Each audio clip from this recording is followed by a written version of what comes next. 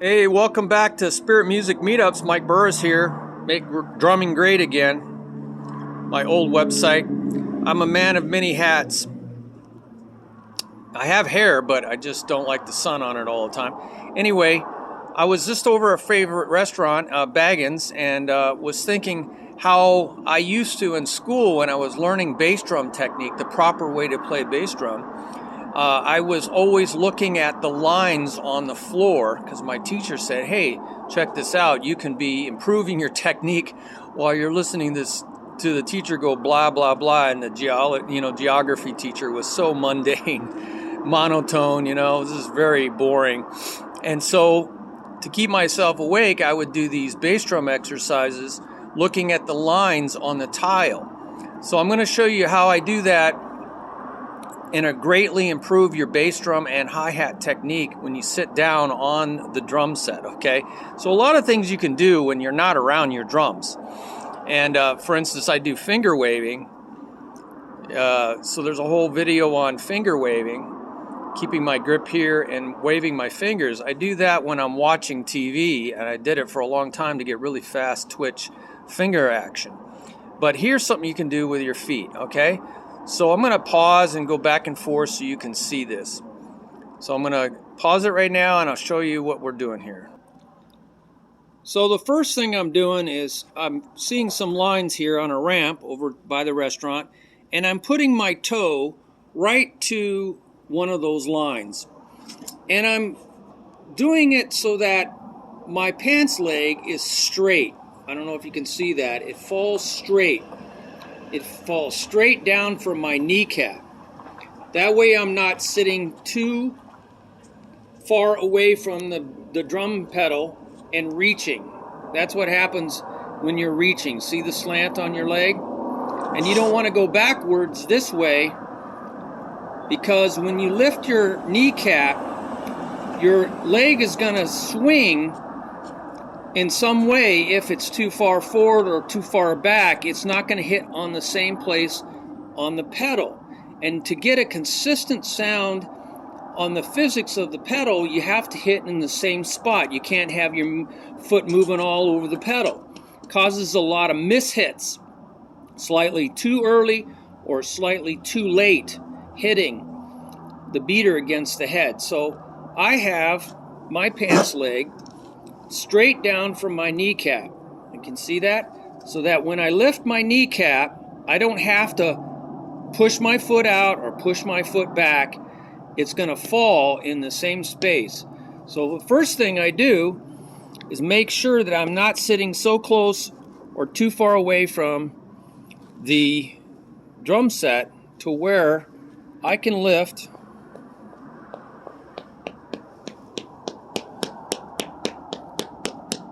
and consistently play with the ball of my foot. Notice the heel is up. I used to put a small block of wood, tape it down on the heel of the drum pedal, and if I felt my heel hitting that block of wood, I knew I wasn't keeping my heel up. Now the reason that's bad is if you drop your heel, it's okay to play what's called heel down technique, and it's good to do that, but it uses fewer muscles in here. It doesn't have a lot of power and doesn't have a lot of sustaining endurance ability. So you want to keep your heel up for louder playing for rock and roll, and you can wobble and get effects there. You can get certain effects by being able to do a twitch like that. So keeping your heel up is important in playing with the ball of your foot, not with the toe. That's called feathering when you play with your toe. I'm literally as far up as I could on the heel, playing with the toe. That's called feathering the bass for very quiet passages, like walking the bass in, say, jazz. 4 on the floor, walking the bass. You're really not trying to play the bass line part loud because you have a bass player doing that, and you're just really helping support that, but you don't want to eclipse that. In rock and roll or techno or disco or house music, you're going to really thump, thump, thump. You're going to play with the ball of your foot. So the first thing I do is see if I can lift my kneecap up and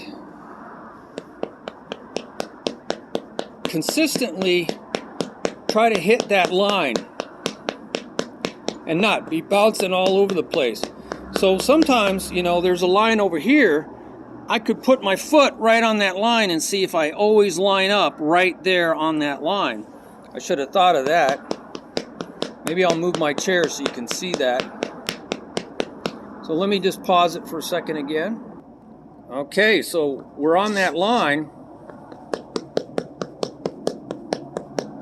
So I'm practicing just lifting my leg up. It wobbles around a little bit, you know, as long as it's not missing it totally like this, you know, you got to stay on that pedal. So just doing this is a good exercise.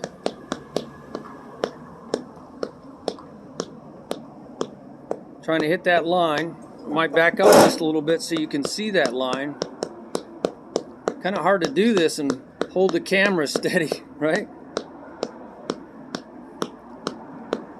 So again, you want to make sure the pants leg is straight. Right? See, that pants leg is straight. You want to make sure that, and your heel's up off the ground. Now you can practice, like I said, with your toe, but it's not as strong. That should still be straight. See, if you go too far back, you're going to get into some real problems in the joint right here. Because you're so far back, you don't have a lot of room. I can barely lift my toe up. Some people, really bizarre, they can't lift their toe up very high when they're in position. They can only lift it this high. Well, that might be a problem. Of course, when you go faster, you don't have time to lift it up as high, but I'd practice lifting it up as high as you can. Again, keep that leg straight.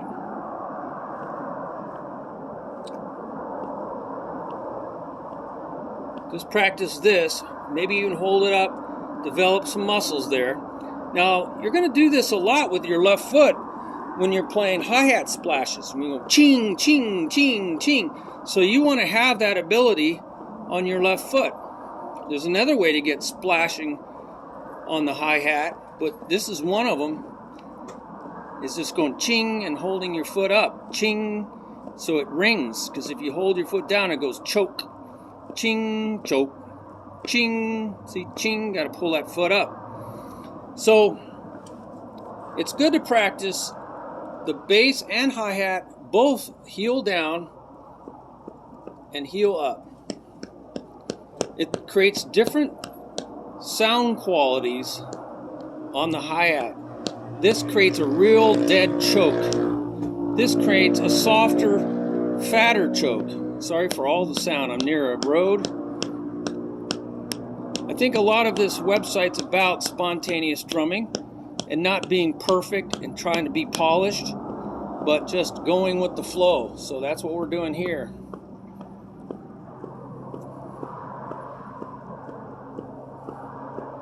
So that's one thing. Now I'm going to show you how to do doubles. The double is you play with your toe, right? The ball of your foot. Or I even try to exaggerate, go up to the toe at first, and then shift to the ball, toe, ball, toe, ball, toe, ball. But I'm not going toe, heel. That's a rocking motion. Some bass drum pedals have a long footboard, and it allows you to rock your foot because it's a very long footboard. So you go ting, boom, boom, boom, boom, boom, boom, boom, boom. So you can get into rocking.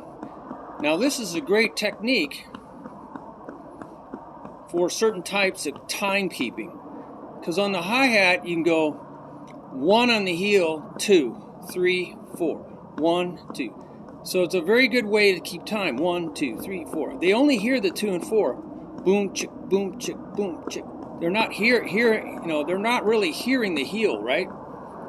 Chick, chick, chick, chick, chick, chick, chick, chick, chick. So see if you can keep some beats going where your hi-hat is playing on 2 and 4 and the heel's dropping on 1 and 3. I learned this a long time ago, maybe I was 8 years old. It's a good way to keep time, because you always know where the 1 is, the 2, and the 3, and the 4. Now, this has a different sound effect than going 1, 2, 3, 4. This is a little harder to do, to know where that 2 and 4 is. It's harder to do because there's no 1 and 3. You got to kind of count that or hear it in your head. 1, 2, 3, 4. 1, 2, 3, 4. 1, 2, 3, 4. 1, 2, 3, 4. I find this is a lot easier to keep going than 1, 2, 3, 4. 1, 2, 4. Okay?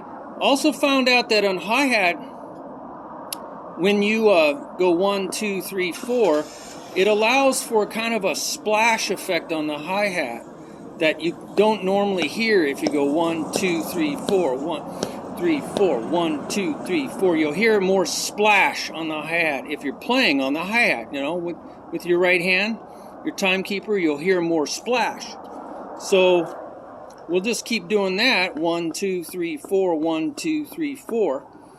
Now you can even think of this as a different timekeeper. 1 and 2 and. Now you're keeping time on the 1, 2, 3, 4. 1 and 2 and 3 and 4 and 1 and 2 and 3 and 4 and. So now you have a 4 chicks sound and you're keeping time on the ands. Or you can reverse it. 1 and 2 and for an upbeat feel. 1 and 2 and 3 and 4 and 1 and 2 and 3 and 4 and.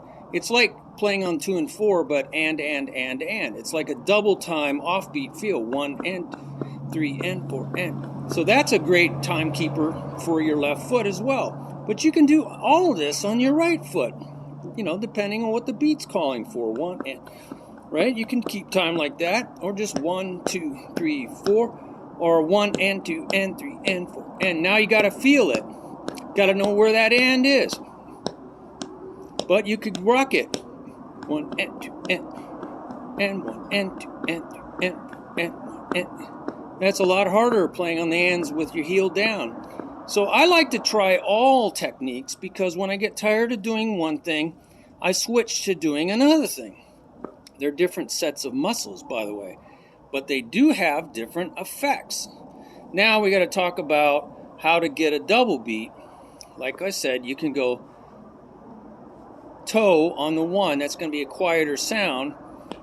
And 1 and 2 and. But usually don't do double beats, 8th notes, unless you're going really fast. 1 and, 1 and, 1 and. So I'm going up on the toe. I have a whole video on toe ball. 1 and, 2 and, 3 and, 4 and. Okay, so let's see how that's working. 1 and, 2 and, 3 and, 4 and. 1 and, 2 and, 3 and. So that's how I used to practice it. And sometimes I would just look down on my foot from above.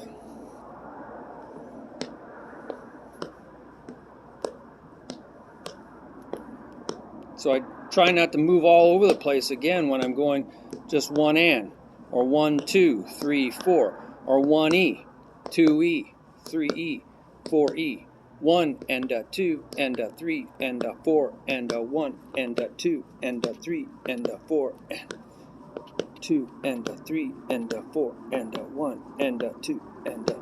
So notice the heat on a double, the toe goes up, the heel goes up, and the kneecap goes up as high as possible. And then it drops, but doesn't drop the heel, just drops to the ball of foot. So it goes up and then goes down, up, down, up, down, up, down, up, down. Now, if you're sitting too low, like I am, sitting on, it's going to hurt right here in the hip flexor. And that's why you want to make sure that your knee is 2 inches below your hip. Right now, my hip's 2 inches below my knee. Really, my hip's got to be 2 inches above my kneecap, or I'm going to get hip flexor problems. So I'm sitting on a Baggins chair, right? So get your knee up and then drop. Knee up, pick a spot, see that little line and that's as high as it goes, and then it drops 2 inches. All right, so that's how I do toe ball just sitting here at the restaurant. 1 and 2 and. So I just practice this.